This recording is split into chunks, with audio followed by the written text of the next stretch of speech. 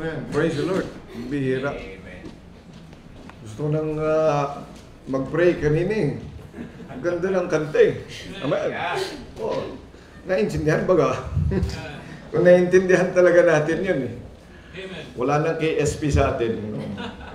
Kasi marami ka talaga kulang sa pansin. Kaya kung minsan, pag nakikita ka dyan, pagpasok mo pa lang, kita mo na yung mga KSP. Alam mo yung KSP? Yung mga ganyan yung mukha-mukha. Hindi makangiti. Kasi may problema yun eh. Kaya nagpunta dito para sa... Kaya-kaya mo yan, Brad. Kaya-kaya mo yan. Pero you can never be happy unless you really have a real relationship with the Lord. Kapag paimbabaw lang yan, naku po, ay hindi para ka talaga artista. Na gusto mong bumait pero di mo magawa. Yan, artistahin ba? Sana dalawa ang nguso ko, ang puso ko. Yan yung mangyayari sa'yo. Kasi gusto mong maging masaya nga, pero deep inside there is really much hurt. Marami mga bitter sa kanilang mga buhay, pero nagpipilit talaga magsaya, di ba? Kaya tingnan mo yung mga manginginom. Why they drink? Because they want to be happy. Kahit daw papaano, mawala yung problema nila sa bahay nila pag nakikita niya misis niya.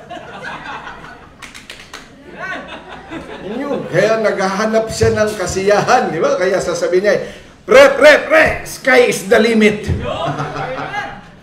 At least sa in just a short period of time, he can be happy. Sa hanap talaga yan. Kaya dito sa Maynila, di ba? Ang dami niyang mga disco houses, ang dami niyang mga umpukan para gusto lang maging masaya ang tao. Pero marami nga mga naiinggit yan eh. No? Sabi lang, saya-saya nila. Ang dami nilang kinakain, ang dami nilang ganito, ang dami nilang ginagawa. Sa tingin mo, masaya talaga sila. Sa totoo, pag wala sila kay Kristo, hindi yan masaya. Kasi the more, tingnan nyo, the more you have gadgets, the more you are tired. The more you have a big house, the more that you need money to maintain it. The more you have cars, the more money you need to fill in the gas. Pagkatapos pag darating na yung pag-change oil, pag-change lahat ng mga bagay na yun, pagkatapos ay tumirik na, kailangan mo na naman ng pera. Sa totoo lang ha, dito compound din yun, di ba? Sino mga nakatira dito? Sino mga nakatira dito? Ang hirap maglinis yata dito. Laki nito eh. Doon din sa Los Baños, ganoon din. Sabi ko sa members, lalo yung mga nakatira, alam nyo, pasensya na kayo kung malaki ang ating hasyenda. Kasi marami talagang linisin yan. Ngayon, kung gusto nyo, ayaw nyo maglinis, pag-pray natin sa Panginoon, biglan lang tayo ng 100 square meters, doon lang tayo. Ano? Gusto nyo gano'n? Sabi nyo, hindi ho. Siya, di maglinis. Tapos magbigay pa ng panlinis. Siyempre, pag naglilinis ka, kailangan mo pa rin panlinis. Maghuhugas ka, walang sabon. Pwede ba yun? Pakisabi nga, kapatid, kung pwede ka bang maligo na walang sabon? Di ba? Oo, ganun din. Kaya huwag ka maiinggit sa mga meron. Pag wala yan sa Panginoong Jesucristo, kaawa-awa din lang yun. You know, I have learned that in many years of my life. Kaya ngayon, kahit ng mga mayayaman, kahit mga nasa posisyon, I can always ask them, Mayor, maraming salamat. Ang ganda ng inyong bahay, ang ganda ng office ninyo, ganda lahat-lahat yan.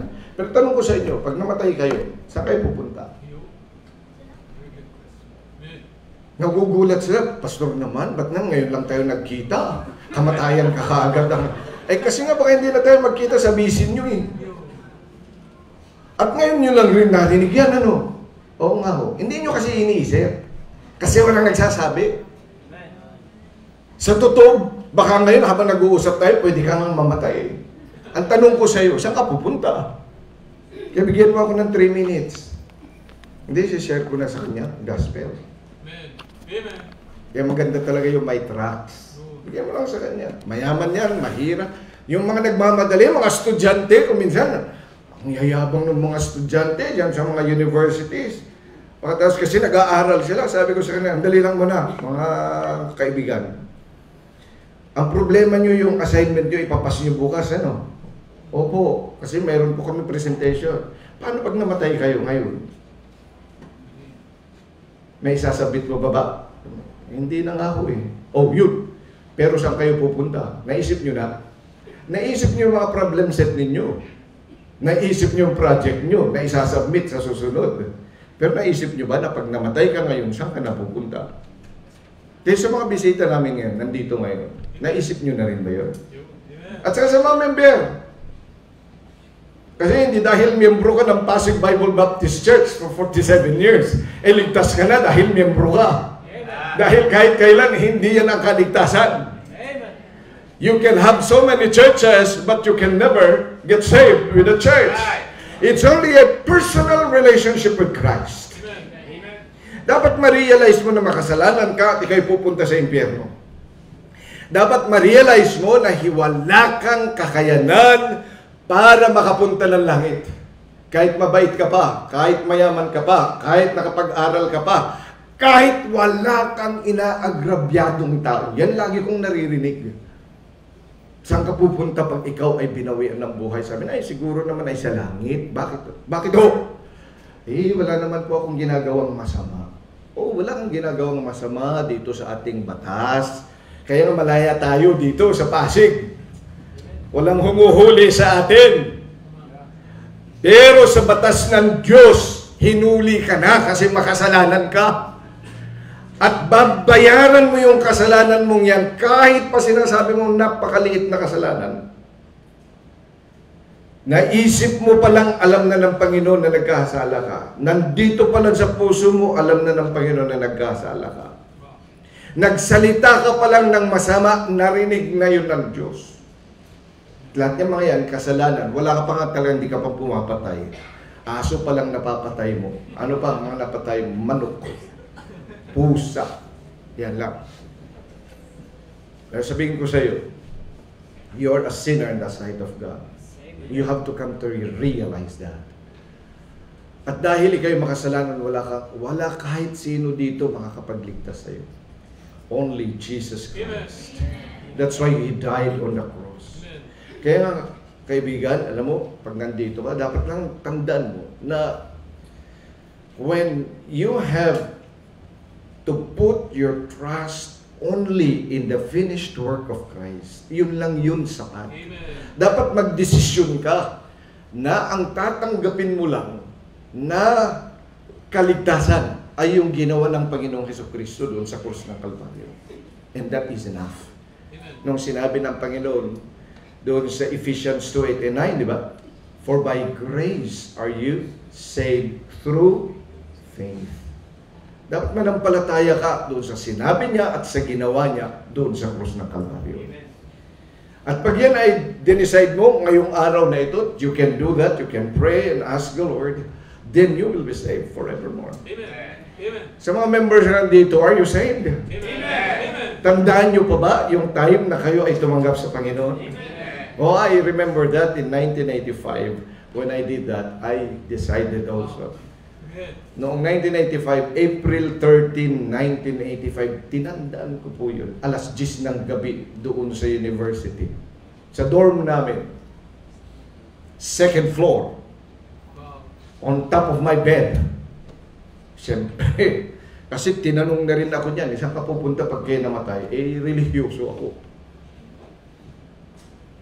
So medyo tinanong ko yung pare. Sabi ko, Father, lahat ba ng ginagawa natin dito? Kasi sa Kristan to eh. Kristan. Siyempre malapit sa Father. Di ibig sabihin, parang malapit sa langit. Di ba? At least, kahit pa paano. Kami nga rin ang kumakain ng ostya noon eh. Yung mga hindi na uubos. Pero hindi ako tumitikim ng alak. Kasi ayaw ng nanay ko yun. Maaamoy niya yun eh. May lahing Doberman yun eh. Kung hindi, may palakol ka eh. Mailokana kasi. Ilokano ko ito eh. Kaya pagdating na, ayaw ko niyan. Ayaw. No way, Jose. Kasi pagkatapos ng misa ng pari noon, siya na ilasing. Halata mo na siya pagkausap eh. But anyway, kasi seryoso ako noon eh. Dami ko pa nga Diyos-Diyosan noon eh. Padamihan kami. Paramihan pa kami ng mga namimemoriang prayer. Labanan tayo. Sino gusto nyo lumaban? Marami akong alam noon. Pero nung tinanong ko siya, sabi niya, wala naman nakakaalam niya. Ay, paano anong ginagawa natin dito? Gawa tayo ng gawa dito. Lahat ng mga bawal, pinagbabawal ninyo. Ay, kayo naman nainom ng alak.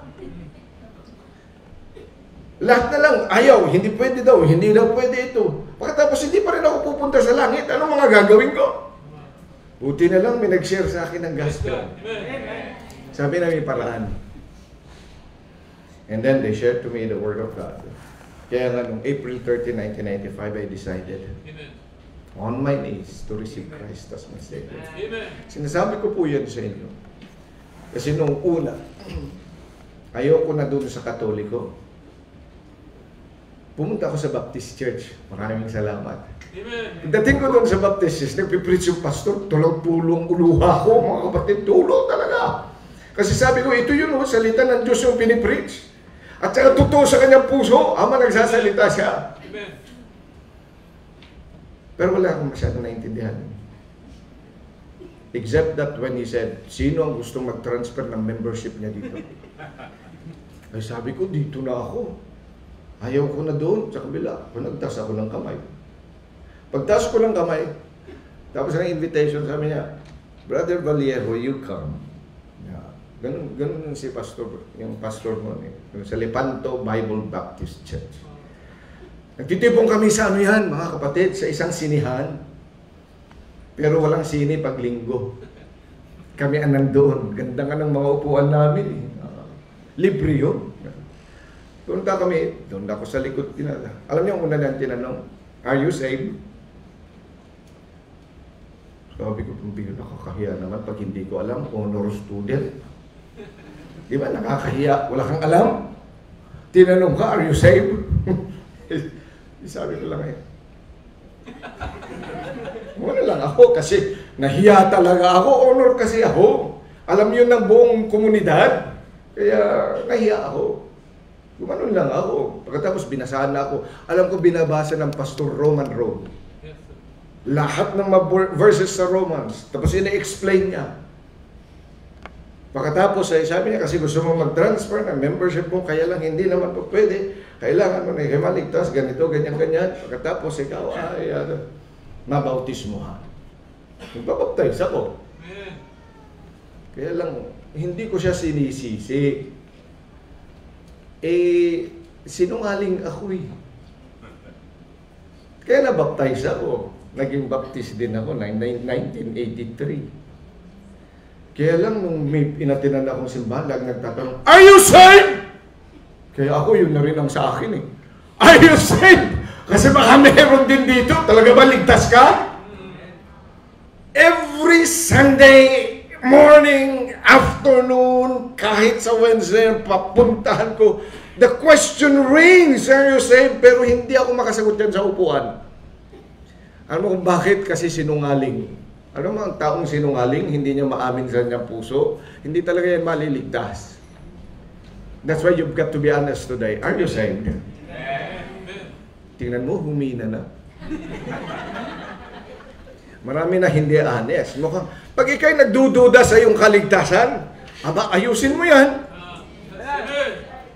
Kaya hindi ka soul winner eh. Alam mo, bakit hindi mo naintindihan kung paano maligtas? Hindi mo maintindihan kung paano maligtas. Ang ganda nga ng pinapakanta. We have heard the joyful sound, Jesus saves, Jesus saves. Amen.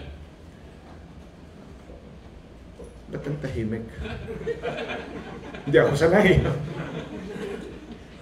No, kasi Kasi tingnan nyo mga kapatid, at mga kaibigan, baka yung iba talaga hindi pa saved. There is only one. You've got to decide today. Bago tayo matapos ngayon, mag-decide ka that you put your trust in Christ and get saved. Amen? Amen. Kasi yung pong dadalhin ko sa inyo para sa ligtas. And I am really very, very careful about that. Nangangaral ako ng salita ng Diyos pagkatapos may mga hindi paligtas. Honestly speaking, kung ikaw, honestly speaking, sino po dito ang hindi pa tiyak na pupunta sa langit? Pakita sa kami. Praise God. Amen. Honestly, pag namatay kayo, hindi mo pa alam. Huwag kang mahiya. Ayan ka na naman, oh. Ako, nahiya noon. Wow. So, ibig sabihin po ba? Well, let me ask another question. Sino ho dito ang tiyak na tiyak, 100% na sa langit siya pupunta pag siya ay namatay? Okay, the next question. Na dahilan, bakit ka tiyak na tiyak? Kasi maraming dahilan yan, ha? Let me be clear. Ang dahilan mo, kaya ka pupunta sa langit dahil alam mo na isang araw or somewhere ay tinanggap mo ng buong puso si Jesucristo bilang iyong tagapagligtas. Pakita sa kamay. Yan ang iyong dahilan. Okay, so I assume that you are already saved. Amen. Kasalanan mo na kung ako'y mangangaral ngayon at unsaved ka pa rin. Kaya nga tinanong ko rin yung mga nasa audio kung ligtas na sila. Kasi kalimitan, pag hindi ligtas yan, papatayan ako ng mic. Okay. Amen. Ilang oras ko tayo dito? Huwag nyo akong subukan. Okay, tayo lahat ay magsitayo. 2 Peter chapter 3. Alam nyo talagang it is a joy. Amen. Na nakikita-kita at nalalagay ko lang sa noong naligtas ako and I was in Christian Bible Baptist Church Los Baños. I started writing early 1980s yung amin pong history. Tapos lagi lang nababanggit ang Octagon Bible Baptist Church under Pastor Baker. I have not known him. I have not seen the church. 40 years after that, ngayon lang ako nakapunta dito. Kaya ninenervyos talaga ako, mga kapatid. Kasi ito yung lolo. Ito yung grandparent o grandparent church. Pinanggalingan ng San Pedro. At although si Pastor Baker, I have invited him in the church to preach to us in a mission conference. And bago siya siguro mamatay, 3 years bago siya mamatay. Namatay na siya. Oh, no, sorry. Baka nagkamali ako eh. Okay, nagsalita siya doon. At sabi niya sa amin ay 7 years old or 9 years old nung maligtas siya. Tapos gusto niya mag-mission. Biro mo yan, ilang taon magmula nung siya naligtas. Nag-aral sa Bible School bago pumunta ng Pilipinas.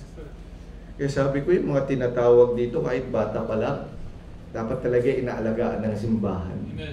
Kasi kung hindi, paano nabuhay ko? Hindi ko na-meet ang misis ko. Di wala kaming anak na 2 magaganda at saka isang pogi. At saka hindi ko kayo nakilala. Amen. Praise the Lord. Kaya magandang bagay ko na ako po ay nandito. It's my privilege. Okay. Kaya gusto mong dalhin sa inyo ang 2 Peter chapter 3, verse number 18. Doon lang po tayo. At 2 salita lang po naman dyan ang gusto kong bigyan natin ng pansin. Sir. You came to church to know the Word of God. Amen. Kaya Word of God. Yan ay salita ng Diyos. Hindi ko salita. Okay. So dapat iniintindi natin. Okay. At para maunawa natin, para pag uwi mo, sabihin, anong salita ng Diyos na rinig mo? Hindi, nasa Bible yun. Dapat memoryado mo. Baka naman yung iba, memoryado nyo ang dictionary nyo lahat ng formula, doon sa science, doon sa math, lahat yan. Memoryado nyo yan, pero wala kang memoryang salita ng Diyos. Aba, ay may problema ka sa buhay, kapatid. Amen. So when you come to a Baptist church just like this, you must have the Word of God. And we have the Word of God. Amen. 2 Peter chapter 3 verse number 15. Okay, basahin po natin sabay-sabay. Ready? Go. But grow. Ayos na kayo. 2 Peter 3:18. Sorry ha. 2 Peter chapter 3 verse number 18. Gusto kong lakasan natin. Alam niyo ang Biblia, binabasa ng malakas yan. Marami nagsasabi, bakit bang King James Bible ang dami-daming mga comma, tsaka ganito, ganyan, at kung iba'y paulit-ulit. Alam mo bakit? Kasi kailangan public reading yan. Ang ibig sabihin, kailangan naririnig mo, naririnig ng kapitbahay mo, naririnig ng lahat. Amen! Yan na ang salita ng Diyos. Ang naririnig nila ay yung disco house. Ang naririnig nila yung mga politiko. Dapat marinig nila ang salita ng Diyos. Kaya kung ikaw ay Kristiyano at nandito, learn to read the Bible with gusto. Amen. Lalo na pag lalaki ka. Sino mga lalaki dito? Pwede bang pakilakas lang magsabi ng amen? Amen. Bihira, bakit ang nipis? Lakasan ba? Ready? Amen. Ready? Lahat ng mga lalaki. Ready? Set. Say it! Amen! Parang may manipis talaga, no? Bakit yung Amen! Ganon. Yung parang yung nag-song lead kanina dito, mga the boses eh. Okay. At saka yung nag-MC. At saka yung nagsalita dito tungkol sa mga announcement. Dapat mga ganun na boses. Kaya pag lalaki, ganun. Okay, lahat ng mga lalaki, say hello, amen! Amen! Yan, ganyang kalakas pag binasa natin ang salita ng Diyos. Amen? Amen! Okay, ready, set, go! But grow in grace and in the knowledge of our Lord and Savior Jesus Christ. To Him be glory both now and forever. Amen! Just imagine, diba? Kung ang Panginoon na nagsasalita, wala pa naman pampalakas tinig noong unang panahon na. Pero 4,000 people, 5 multitudes listen to Him. Amen. Hindi siya yung mga kapatid. Hindi gano'n ang boses ng Panginoon. Na-imagine nyo? Tama. Amen. Sige nga magsalita ako dito. Tapos isip, hinaan ko na. Mga kapatid ko sa kayo. Kailangan malakas! Amen. Amen. Kaya kung ikaw ay anak ng Diyos, kaya yung mga Baptist talaga yan, malakas ang boses. Amen. Lalo na pag lalaki, huwag niyong hayaan nanay niyo lang maingay sa bahay. Sa bahay na yan. Okay lang yung mga nanay, okay lang mga misis, maingay sa bahay. Pero pag nasa simbahan, dapat ang malakas ang boses, mga lalaki. Amen. Amen. Amen? Kasi tayo niyan eh. Oh, one more time. Let's read verse number 18. Wow. Okay, ready, set, go! But grow in grace and in the knowledge of our Lord and Savior Jesus Christ. To Him be glory now forever. Amen! Praise the Lord! Lumalakas na! Pag tinan mo, pag ikaw nagsasalita, di ba, hindi ka na inaantok? Oo nga, hindi ka inaantok. Tingnan nyo, meron ba nagsalita dito na inantok? Hindi. Kaya ka inaantok sa simbahan, paano hindi ka naman nagsasalita? Oo.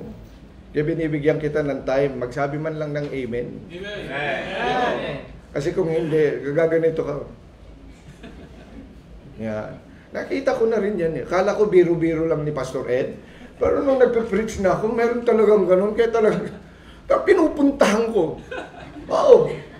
Pero nagpunta ka sa bahay-sambahan ng Diyos tapos hindi ka makikinig ng salita ng Panginoon. Oo. Ginigising ko talaga kasi sasabihin naman nila Pastor, ikaw nagpatulog niyan. Ayokong may natutulog sa preaching.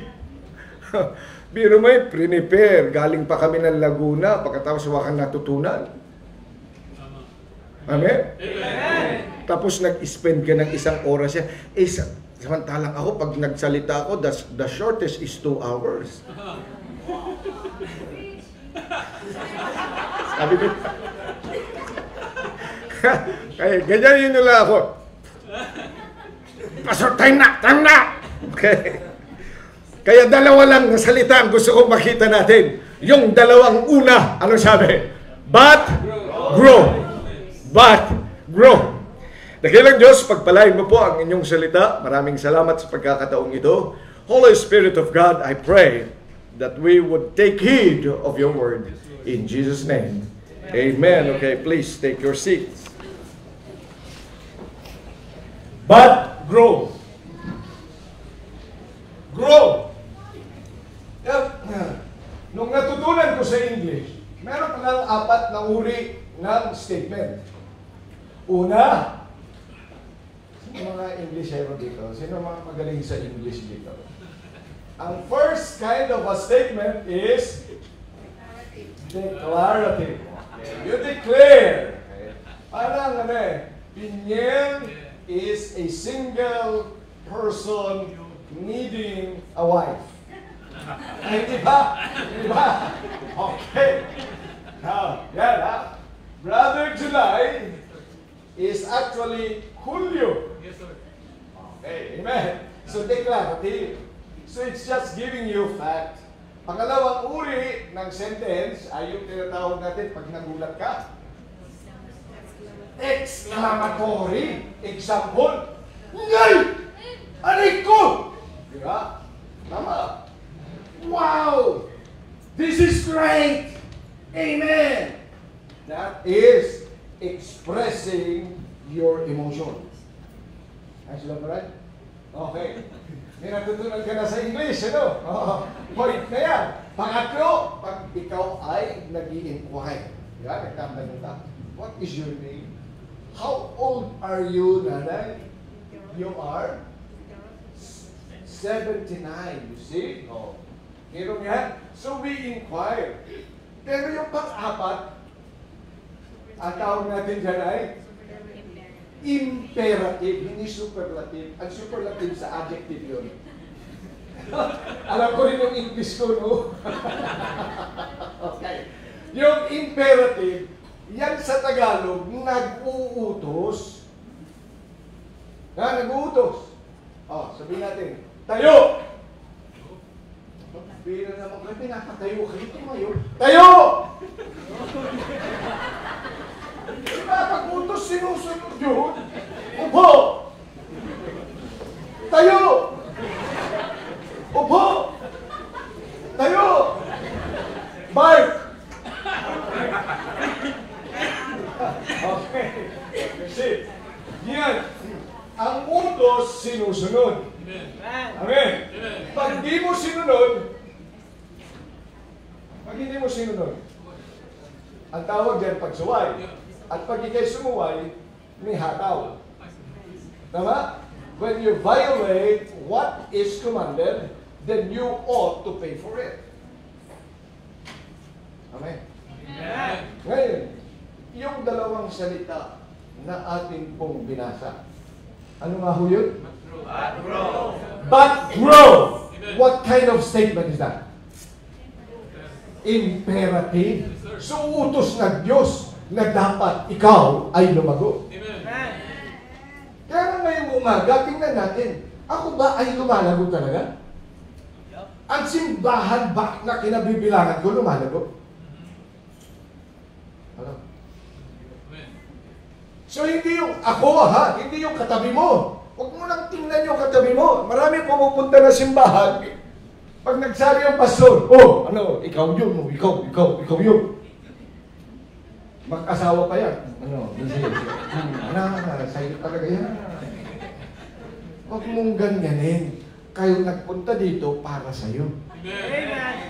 Kaya ang tanong, ang utos ng Diyos ngayon, dagdagan na natin yung 10 Commandments na alam mo, ha? Sabi kasi, alam mo ba, ang utos ng Diyos, ayun ko, yung 10 utos, may dagdag ngayon. Kasalita ng Diyos. Ano ang utos ng Diyos? Yan.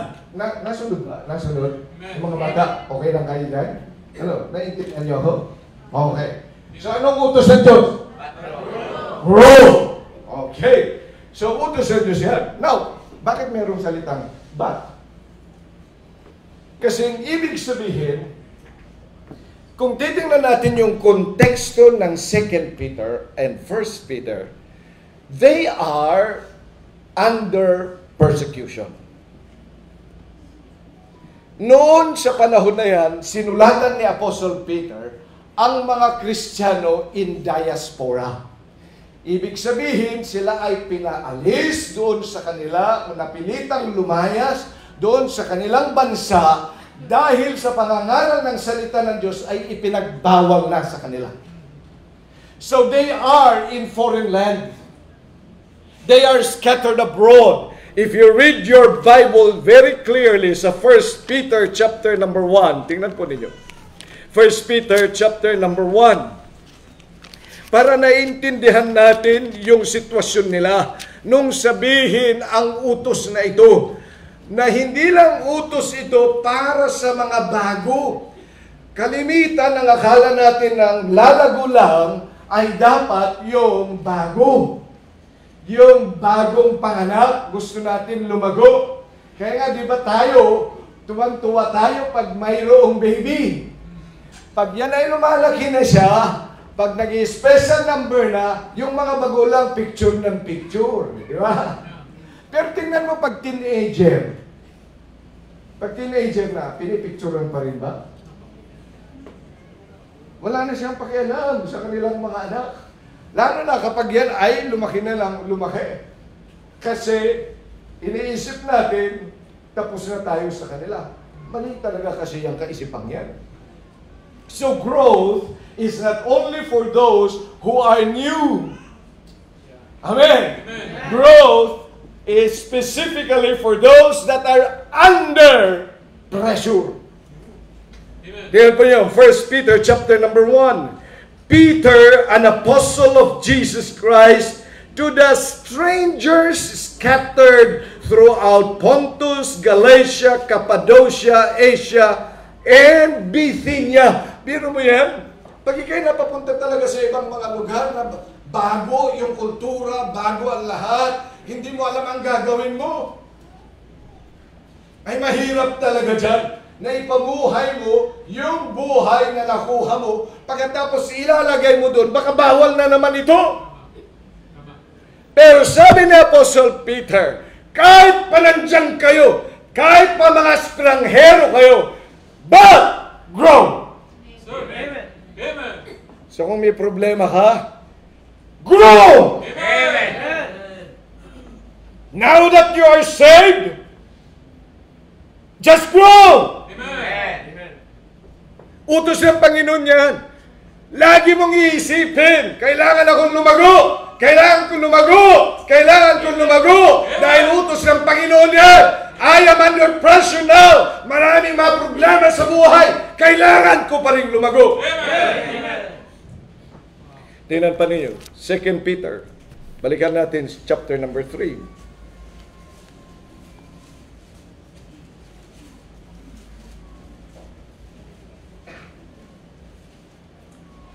Verse number 16. Ang sabi, as also, chapter 3, as also in all his epistles, speaking in them of these things, or in which are some things hard to be understood.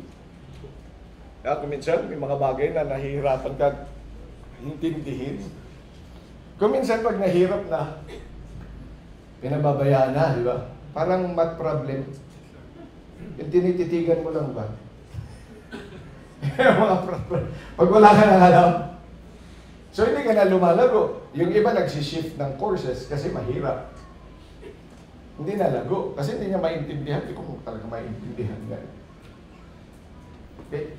Kaibigan, kapatid, makinig ka maigi sa atin. Ang salita ng Diyos, mauunawaan, pero kailangan mong aralan. Amen. Kaya sabi ng Panginoon, study to show thyself approved unto God. Kaya kung hindi mo maintindihan, may nagsabi nga sa akin, Pastor, ba't kasi English? Pwede bang Tagalog? Ito ang salita ng Diyos eh. Wala pang salita ng Diyos na sa Tagalog. Wala pa. Kaya nga ini-explain natin yan eh. Para maintindihan natin. Kaya nga ulit-ulit natin yung binabasa. Para mag-sync sa atin yun. Ano po yung mga translation yan? Hindi ba salita ng Panginoon? Translation lang yun. Sa Tagalog. Kung yan ay talagang salita ng Diyos, dapat galing ka doon sa... Kasi, tingnan nyo, nag-iiba-iba. Yung Tagalog version. Pag binasa mo ang 1 Peter chapter 3, 2 verse number 2, sa Tagalog yan ha. Kung may Tagalog kayo, tingnan ninyo. 1 Peter chapter 2. 1 Peter chapter 2 verse number 2, ang sabi dyan, as newborn babes, desire the sincere milk of the word that you may grow thereby. Yan ang salita ng Diyos.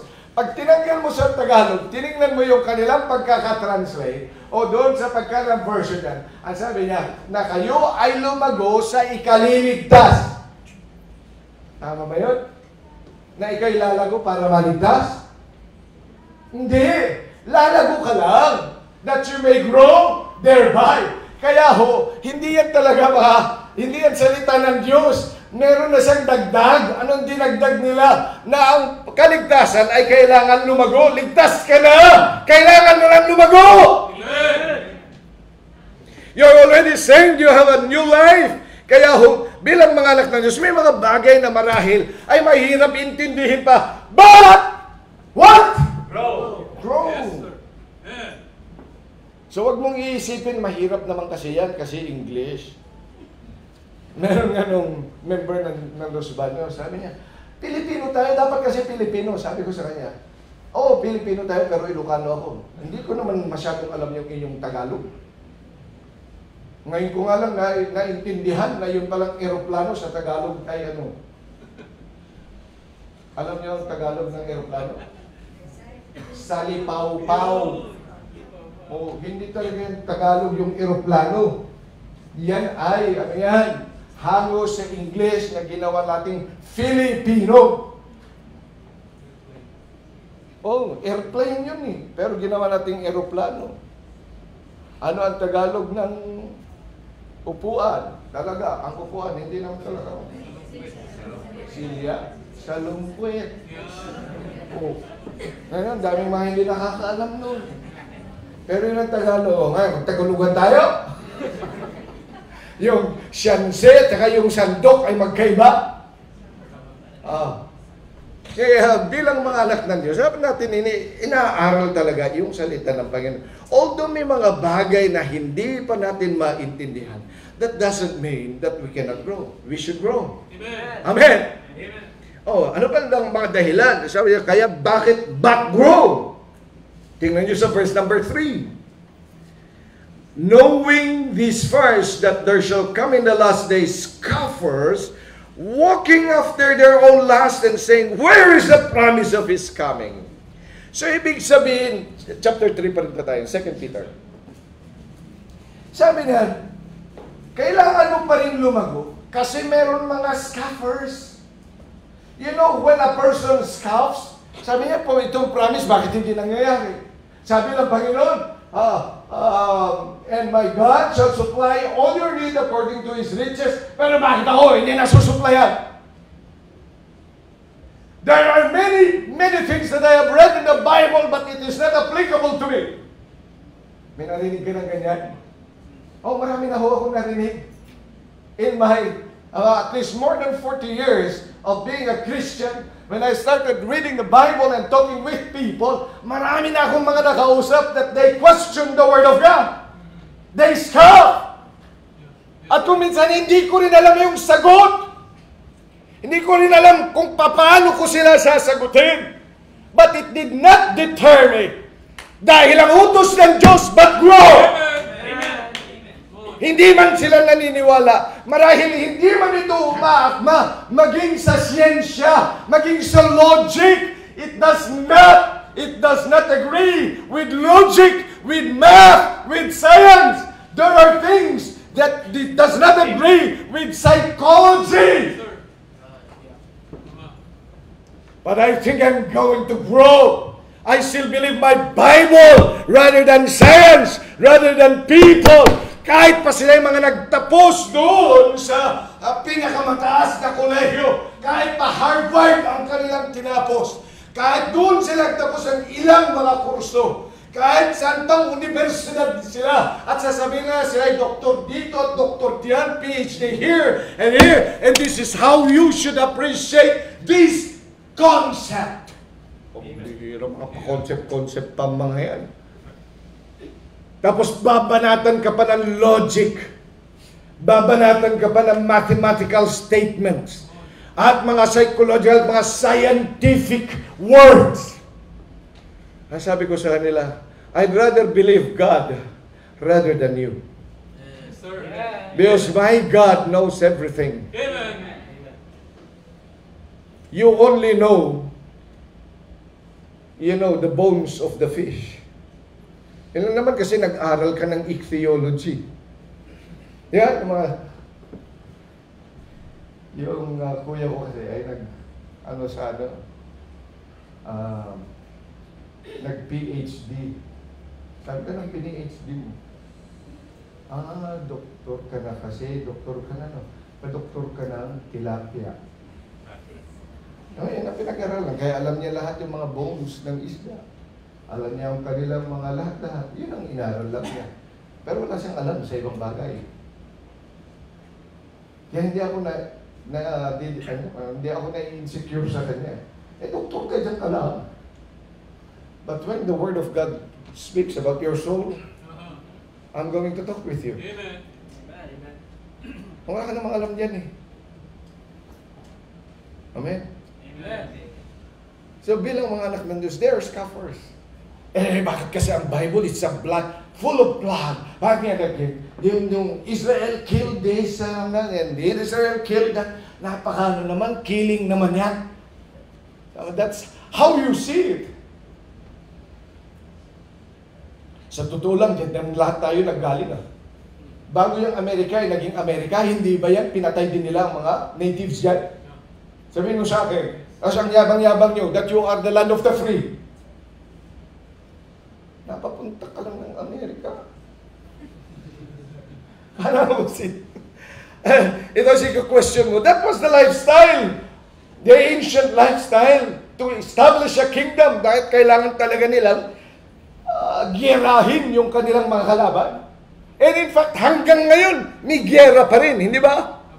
Tapos sabihin mo that this is wrong. Pinapresent lang nito kung ano yung buhay na kinagasnan nila, na yan ang gustong tanggalin ngayon ng Diyos, kung saan yung klase ng buhay, bibigyan tayo ng panibagong buhay. That is the message. That is a new life that God is going to give us. Amen. So scoffers. So bilang, pag meron mga ganyan, totoo, once saved, you are always saved. May nagsabi pa ganyan. Hindi pwede ka nang pumatay, sabi ni Eli Soriano. Hindi tinuro ng Biblia yan.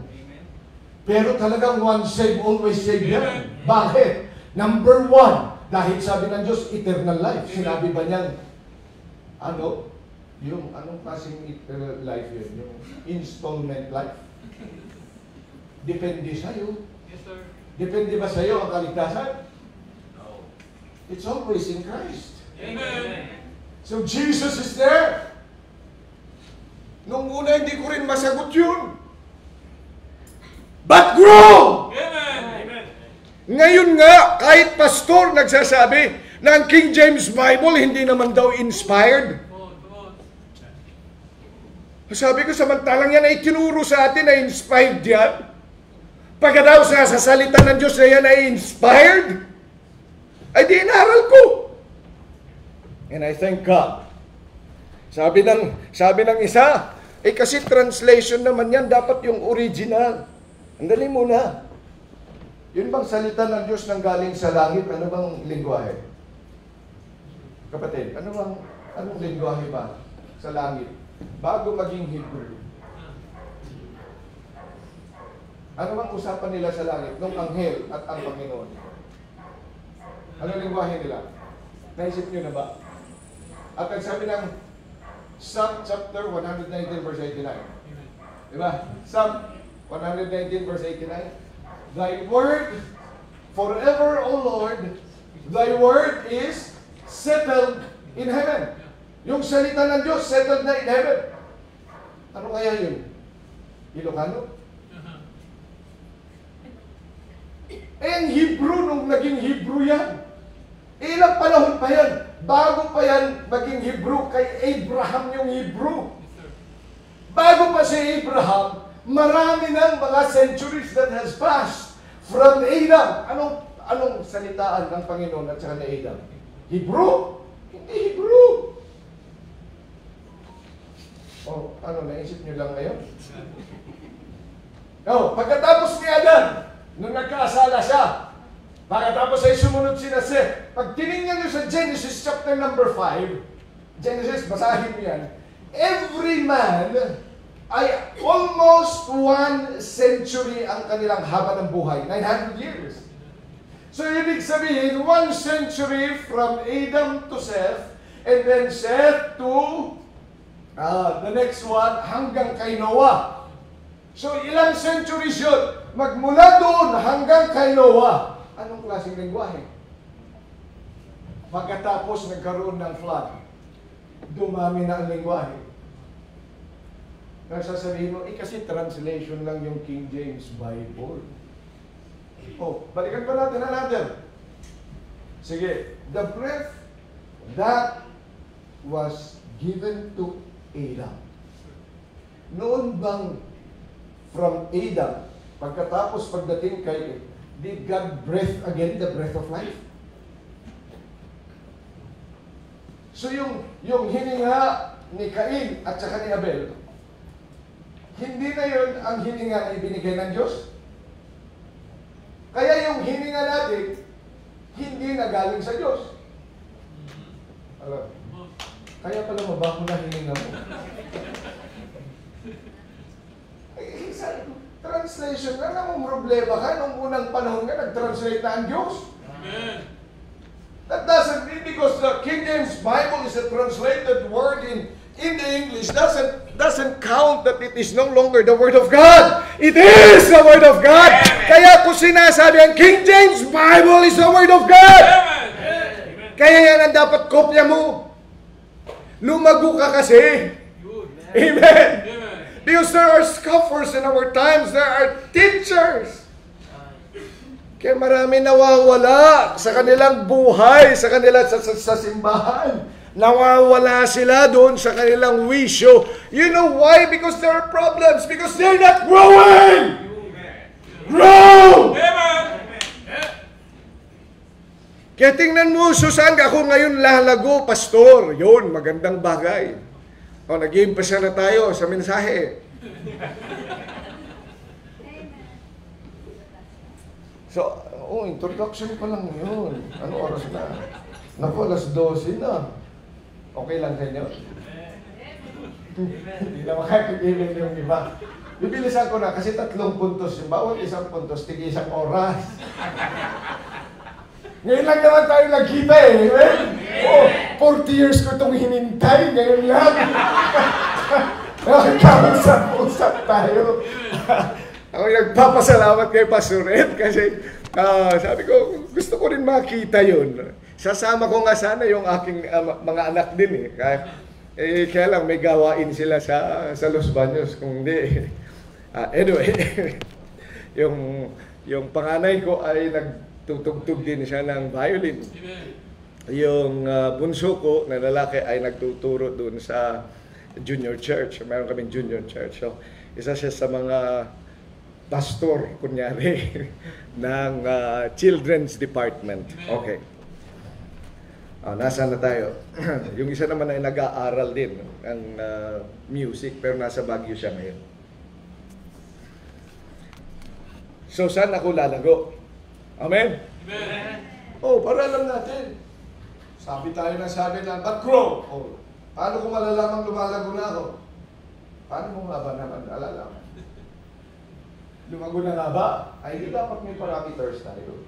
Number 1. 3 lang naman. Number 1, bilis-bilisan natin. Kung hindi ko matapos kayo, mamayang hapon, babalik ka dapat. Amen. Okay, number 1. You must grow in the Word. Amen. Amen. Sa Bible mo, dapat lumalago ka. Paano kung malalamang lumalago ako sa Bible, Pastor? Number 1, may kopya ka ba ng Bible? Anong marka ng isang tunay na ligtas? And I'm looking forward to all those that I share the Word of God.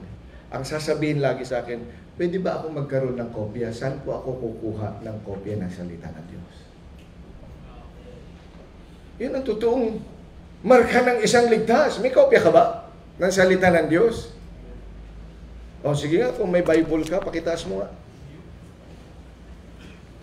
Tingnan mo nga kung yan ay King James. Amen. Amen. Baka naman New King James yan, ha? Dapat King James. Amen. Oh, kung wala kang kopya ng salita ng Diyos, hindi ka pa nalago. Pero pwede ka nang lumago mamaya. Meron ba kayong bookstore dito? May namibigay ba ng Huwag mong, alam mo, sa mga bago, ayaw kong laging sinasabing, humingi ka. Do something else to have a copy of the Word. Yes, sir. Ano naging practice ko rin yan noon, nagbigay ng mga Bible. Pero makita-kita ko after 2 weeks, babalikan ko. Sabi na, saan yung Bible na binigay ko sa'yo? Hindi ko na nga ako alam, Pastor. Hindi hira. Ay, dapat mayroon kang kopya. Hello? Amen. May kopya ha. Nakakatuwa yung mga Kristiyano, mga bagong Kristiyano, nung naligtas, sabi niya, Pastor, saan ako makakabili? Saan ako makakakuha? Buti pa sila. Saan ako makakabili? Di ba pag ikay nagustuhan mong kumain, nasarapan ka sa pagkain, saan ito nabibili? Wala ka sinasabing, saan ito nahihingi? Ano? Amen? Amen. Pag nagustuhan mo yung bigas, tapos na niluto, tapos ang bango-bango, sabi na, wow, bango nito ah. Anong klaseng bigas ito? Sabi yan, Yasmin. Yasmin. Okay. Saan ito nabibili? Magkano ito? Di ba yung kakagat? Hindi ka nagsabing, saan ako makakahingi? Saan ako makakapagnakaw? Kundi, saan ka bibili? Amen. Pag nagustuhan mo ang isang cellphone, ang ganda ng cellphone, saan mo ito nabili? May sale ba? Because you are excited about the gadget. Ay kung ikay naintindihan mo na ang salita ng Diyos, yan ang nagligtas sa'yo. Kaya ka nakaintindi ng kaligtasan, alam mong pupunta ka sa langit. Dahil nga sa salita ng Diyos, ay di meron ka dapat na kopya. Amen. Amen. Kaya mga walang kopya, sana kung magkikita-kita pa tayo, pakita mo naman sa akin, Pastor, narinig ko dapat may kopya. Ito po yung kopya nung narinig ko sa'yo. Di, una, nakalago ka na ng konti. Amen? Amen. Lumago ka na. May kopya ka na. O, paano mo pa malalaman no, may kopya ka na nga? Pastor, ako nga 5 ang aking Bible. Wow. 5! Tanong, nababasa mo ba yan? O panglinggo lang? Pag nakalimutan ko kasi, Pastor, nasa iyong isa nasa sasakyan. Yung isa nasa opisina. Yung isa ay nandito sa, yung isa na nandun. Okay. So, pag nakalimutan ko, ang tanong, nababasa mo ba? Kaya meron ka bang Bible reading? Amen. Silent night. Kaya nga po doon sa Los Baños, more than 12 years ago, nag-establish ako ng program. Let's read our Bible every day. Amen. I mean every day. Amen. Na makukumpleto nating mabasa ang buong Bible. Amen. Pwede kasing mabasa mo ang isang buong Bible, pero hindi araw-araw. Oh, may mga nagyayabang nga sa akin, Pastor, nabasa ko na yan eh. Araw-araw mo ba binabasa? Hindi, nabasa ko na yan, twice na yan eh. Ang puntos yun, daily bread. Di ba ang salita ng Diyos dapat daily bread? Sino dito ang kumain kaninang kahapon pala ng kanin at inubos mo yung kanin ninyo para hindi ka nakakain ngayon? Sino ho? So, ibig sabihin, kumain ka na ng kanin kanina, kakain ka pa rin mamaya. Kumakalam na nga, pastor, tapusin mo na!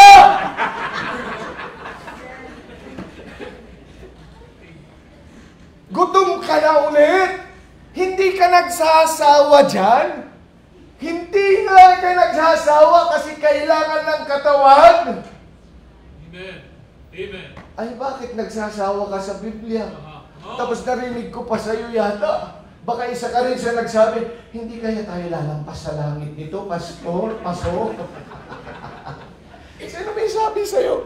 Pero alam niya, nagsabi niya sa akin, professional, PhD holder. Kasi sanay sila pag nakabasa ng isang libro, okay na, tapos na. Another book. Tapos another book. Sabi ko, iba yung Bible. It's just like your food. It's your bread. Kaya sabi nga, sorry po, pastor, mali ako. Yun nga. Ano sabi ng Panginoon? Man shall not live by bread alone, but by every word that proceedeth out of the mouth of God. Ano sabi ng Panginoon? I will wash them with thy word. Sanctify them with thy word. With the washing by the word of God. Inihalin tulad din na tubig ang salita ng Diyos. Kailangan mo lagi ang tubig. Huwag na magkakuryente. Basta may tubig! Kaya natanong ko sa mga new converts noon, sabi, kayo ba kung pwede kayong mabuhay na walang Bible araw-araw? Sabi nila, opo. Naituro ko na kailangan araw-araw. Pero nung tanungin ko sa kanila, sasabihin pa rin ng hindi. Pero yung kanin, sabi na, hindi ho ako mabubuhay na walang kanin. Tanda ko nga naman eh. Nung ako'y binigyan ng pagkakataon ng university, pumunta sa ibang bansa, doon sa Quebec, Canada. First time in my life, I went there. Pagkatapos ay, ang kainan ng restaurant, ang haba ng pagkain. Kaya luminya din ako. Pagkatapos sabi ko, bakit walang kanin dito? Ang mga bread, ganito, ganyan. Pagkatapos, sa haba-haba nito, ay di, bread lang ako ng bread, tapos pasta. Hindi ako sanay. After 3 days, sabi ko, don't you have rice? I'm going to die. Sabi sa akin, we have rice there at the other end. Sabi, pagbihira, nandun pala! Paano ang lahat ng tao dito nag-uumpisa? So, akala ko yun ang umpisa. Ay, sabi ko, wala naman napunta doon. Ako na lang ang mag-isa. Ayun, ay di, tala ako sa rice. Buhay ulit. Hindi na makatulog. You know why? Because that's the daily bread. Yes, sir. Amen. Pagkatapos sa linggo ka lang nagbabasa. Yeah. Good one.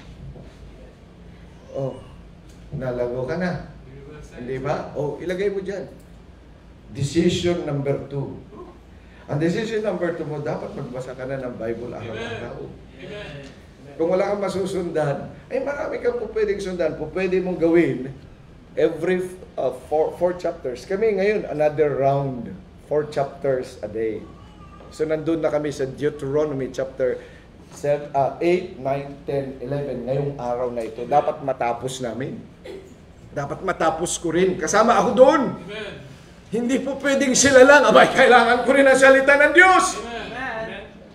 So I've got to read it. And I've got to enjoy it. Amen. Pinag-uusapan pa namin yan. Eh marami mga tao kasi nagbasa nga, pero wala lang sa kanya. Dapat pinag-uusapan. Amen. Kaya nalago ka na kapag pinag-uusapan, doon ka na natutuwa. Yun na yung kwentuhan nyo, hindi na kapitbahay mo.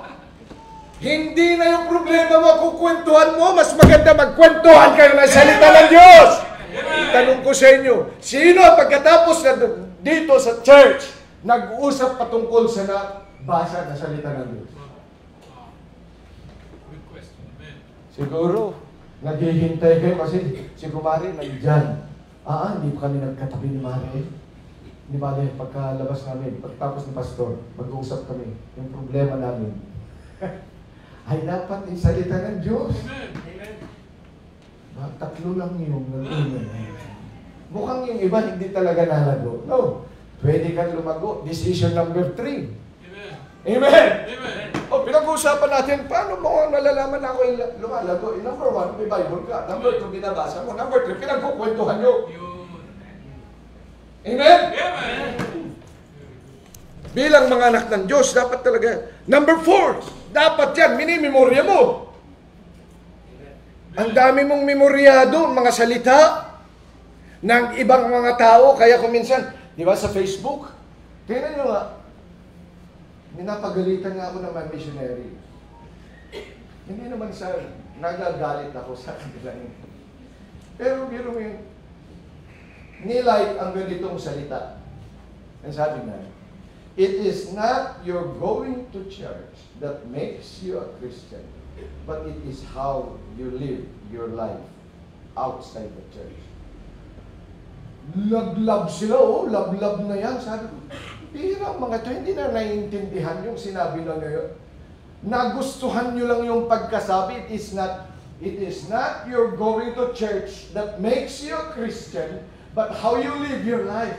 Alam nyo, tama yung kalahati, pero mali yung umpisa. It is what makes you a Christian!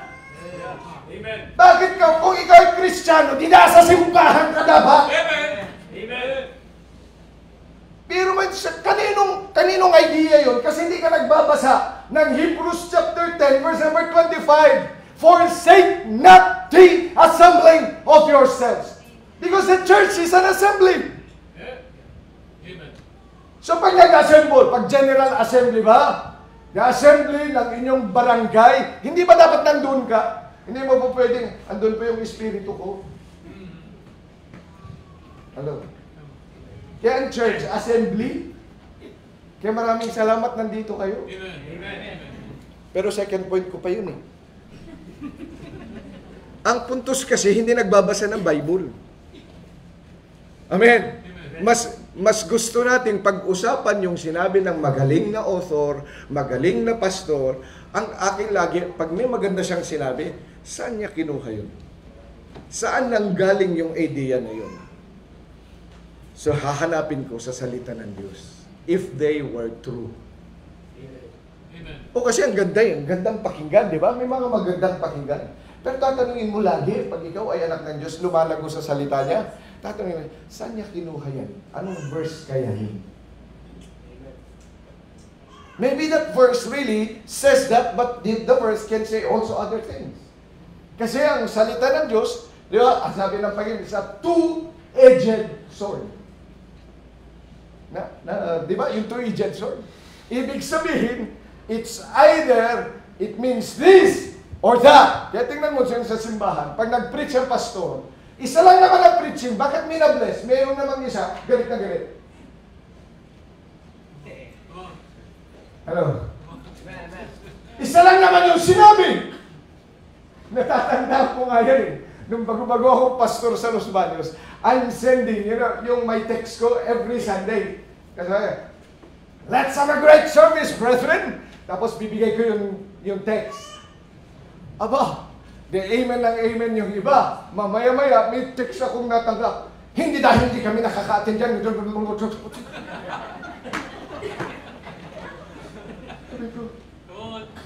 Pero mo, kanino siya nagalit? Sa akin ba? Wala akong intensyon na gano'n. Ang intensyon ko, ipag-pray yung text na yun kasi salita ng Diyos yun. Bakit siya nagalit? Samantalang yung iba nag-amen. Ano? Kaya naintindihan ko na nung ang Panginoon na nagpipreach, tapos may galit sa Kanya, pero may natutuwa sa Kanya. Kaya naintindihan ko na rin na bawat simbahan na puntahan ko, pag nag-preach ako, may natutuwa, may galit. At kung isa ka doon sa galit, gagalitin pa kita. Amen. Hindi ka makakalis dito ng hindi naayos yung puso mo. Amen. See, nagre-recite ka kasi ng verse. Oh, tagal mo na Kristiyano, John 3:16 pa rin alam mo. Nandun na ako sa Usamis. nitong nakaraang linggo. Dapat 2 weeks ako dyan, kaya lang, the 2 weeks, 2 Sundays dapat ako doon, magpipreach din doon sa, ano ho yan, mission ng simbahan. May miyembro kasi na gustong mawin yung kanilang mga mahal sa buhay. So nandun ako, nagbaptize ako doon. Tapos first time nila maka-attend ng service, first time din nila makapagbasa ng Bible, first time na yun. Gusto nilang magkaroon pa ng service doon. So I was there. Tapos may nakausap ako, Kristiyano. Sabi niya, tagal mo na palang save. Anong alam mong verse? Ay, wala. Walang alam. Sabi ko, alam mo, kaya ho mahuna ang mga Kristyanismo sa ating panahon. Wala kayong alam na salita ng Panginoon. May Baptist doon, mayroon pang hindi Baptist, pero mga sinasabi nila nagbabasa ng Bible. Pero tinanong mo, anong alam mong verse? Sige nga, pakirecite. Wala. Kahit John 3:16 pa lang, mali pa rin. Sana ay huwag na tayong makapabilang sa kanila, mga kapatid. Amen? Lumago ka naman, mag-recite ka ng verse. Sa hapon ba, may memory verse kayo? Kaya doon sa church, sabi ko, kailan mag-recite tayo ng verse. Isa-isa. Sige, mga bago, yung bago, sabi na. Sabi ko, okay na yun, magandang bagay yun. Kasi alam niya, yun daw kasi nagustuhan niyang verse. Ibig sabihin, nagbasa siya. Tapos nagbibigay siya ng effort para mag-recite ng verse. Bago mo ma-recite yan, minimorya mo. Amen? Amen. O sa tagal-tagal mo na dito, ilan na? Wow. Very good. Amen. Amen. Brad, tayo na lang mag-usap. Okay. O kung hindi ka pa nagre-recite, ngayon, lagay mo decision number 4. Yes, sir. That you should recite. That you should memorize the Word of God. Para pag nag-aaway kayong mag-asawa, sasabihin mo lang, Mrs., the Lord said, submit yourselves unto your own husband. Sasabihin naman na, Mrs., husband, love your wives. Di mas maganda na yun yung inyong usapan. Amen. At pag galit ka sa anak mo, children, obey your parents in the Lord. Kaysa sa nagmumurahan. Amen. Amen? At pag yung anak naman masama ang loob, fathers, provoke not your children to wrath. O ano? Ay salita naman ng Diyos yun eh. Saan yun nakukuha pa? So nasa Bible nga. Nasa Ephesus yun. Yes, sir. Amen? Amen. Oh. Kaya yung mga husband that does not do not love their wives, sabihin mo, wife, husband, love your wife. Ikaw naman na hindi. Yung asawa mong yung natatakot ka, sabihin mo sa wives, submit yourselves unto your own husband. Amen. Oh. Ay mas maganda yun. Kasalita ng Diyos, yun ang dapat na ating authority ng buhay natin. Hindi ka nalago. Kaya hindi ka nagbabago ng buhay. Paano? Nagpunta ka lang ng simbahan, pinakinggan mo lang pastor, ang ganda ng kanta, ang ganda ng preaching, masaya ka lang, pero tanong, nagawa mo? Ay, paano nga? Hindi mo naman minemorya. Amen. At hindi mo ginamit. Gamitin mo yun. Yung mga estudyante pa nga, marunong mag-recite ng verse. There was a testimony that I had. Miyembro ng simbahan. So sila po ay gagraduate na sila, nagpa-practice. Pagkatapos ang memory verse niya nung araw na yun ay yung silence, tungkol sa silence, yung it is better to, kumbaga, ay yung hindi na magsalita. Even yung kanyang silence would be his wisdom. Yun yung memory verse niya sa Proverbs. Pagkatapos, yung mga kasama niya, salita ng salita, nagalit yung dekano nila, yung dean. Pagkatapos pinagalitan at siya pa yung itinuro na wala naman siyang alam, kundi yung mga kasama niya, yun yung maingay pero siya na ituro. Na ganyan ka na rin. Di ba, ikaw tinuro, pero wala ka namang kinalaman, talaga sila lang naman yun eh. Pero dahil yun ang memory verse niya, tumahimik na lang siya. Yun na lang ni-memorize niya, nilagay sa kanyang isipan, sa puso, na maging wisdom niya yung maging silent. Sino na lang, maging silent. Pagkatapos, nung matapos na magalit yung teacher, lumapit siya, nag-sorry siya, kahit hindi siya. Pero sinabi niya na hindi naman po talaga ako yun, kung yung mga kasama ko. Pero natuwa naman yung teacher. Kasi sabi niya, this is a good sign of education. Hinayaan mo nang magalit siya. Hindi siya lumaban. Bakit? Ang kanyang isipan, salita ng Diyos. Kaya kahit nasa opisina ka at nasa school ka, pag nag-recite ka ng verse, nagagamit mo. Kaya nakagraduate siya. Alam niyo yung ibang mga nagreklamo, hindi sila pinag-graduate. Pero siya na hindi nagreklamo, pinag-graduate siya with flying honors pa. Amen. And why? Because he did, naglumago siya. Nalago ka na ba? Amen? Kaya gawin mo yan. Preach it! The Word of God must also be preached! Pag-usapan, kaya nga sabi ng Panginoon, lumalago ka na ba? Pinag-uusapan nyo ba? Pinipreach mo na ba yan? This book of the law shall not depart out of thy mouth. So hindi lang sa isip, hindi lang sa puso, dapat pinag-uusapan din. Ang tanong, nakapag-preach ka na ng Word of God? Tayo lang talaga. No. Nakapag-preach ka na, amen? Kahit sino preach mo, ang salita ng Diyos. Alam mo, pag nagpe-preach ka, kasi nagpe-preach ka ng Word of God, nagiging mas matino ba? Oh, kahit wala kang kakilala. Kasi biro mo, isa-sharean mo na salita ng Diyos yun, tapos itong waiter na ito, pero dahil soul winner ka, hindi mo na siya mapapagalitan. Oh, napansin ko sarili ko yun. Ako magagalitin talaga yan. Yung mga pag pumunta ka sa restaurant, siyempre dapat you expect a good service. Babayad kayo.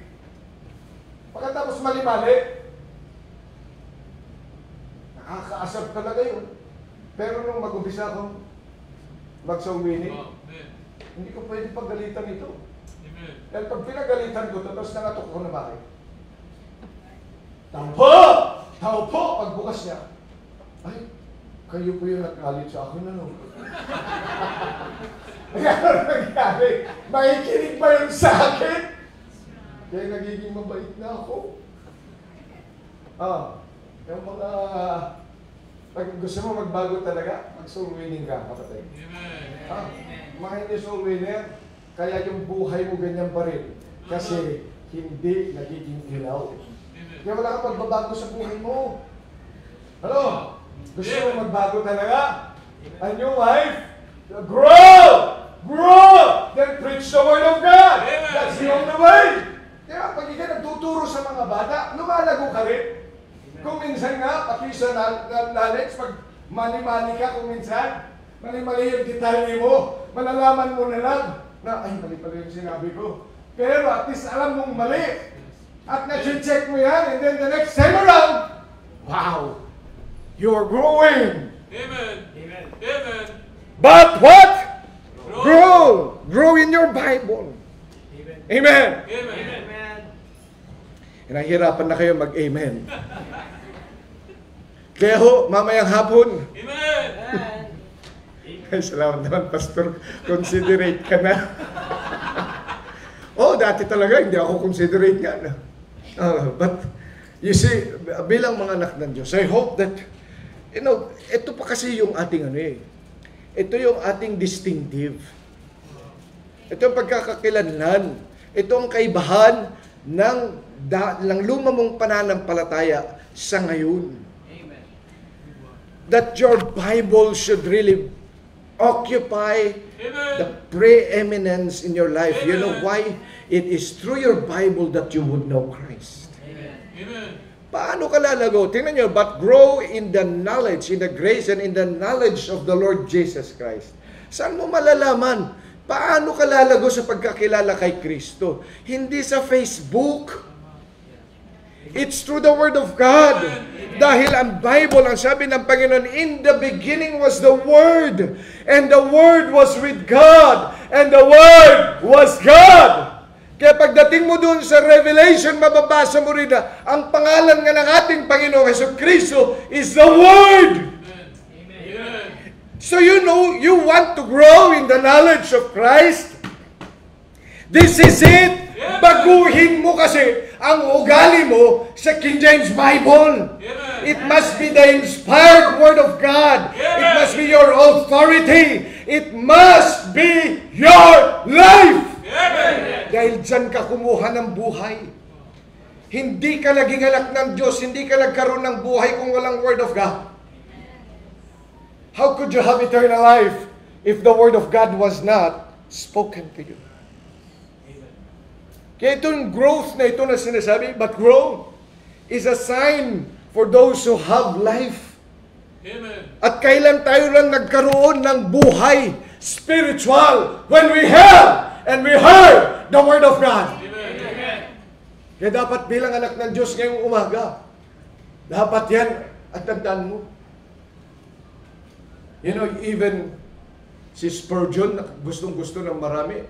Ito sabi niya, it is high time that we should learn to listen to the grandfathers rather than our fathers. Ano ibig niyang sabihin? Pag sinabing grandfathers, mga apostles yun. So ano ibig niyang sabihin? Get back to the Bible. Amen. Get back to the Word of God. At maraming salamat, we have the Word of God. We have the King James Bible with us. Yan ang dapat baguhin mo sa buhay mo. Yamang ikay naligtas na ngayon because you believe the Word of God and you knew Christ. Dapat yun ang buhay mo. Gugulin mo yan. Kaya ka pupunta ng simbahan. Makinig ka ng salita ng Diyos. Have a copy of it. Read it every day. Share it to other people. Yan po ang buhay na bago at dapat dyan tayo lumago. Grow. Kaya ngayong umaga, I hope that you should and I should keep growing. Amen. Ay nagpapasalamat sa Panginoon. Yes, I have been reading my Bible for many times. Kaya sabi nga ng isang pastor, the more I read my Bible, the more I know nothing. And I still have to learn more. Amen. The more I listen to Word of God preached, the more I will hear the Word of God. Kaya ako, may mga collection of preaching from great men. I still listen to them. I still listen. Mas gusto ako minsan nakaupo at nakikinig kaysa sa ako nagpipreach. Nakaka-nervyos yata dito. Lalo na kapag hindi ngumingiti ang mga tao. Lalo na kapag may nagagalit na.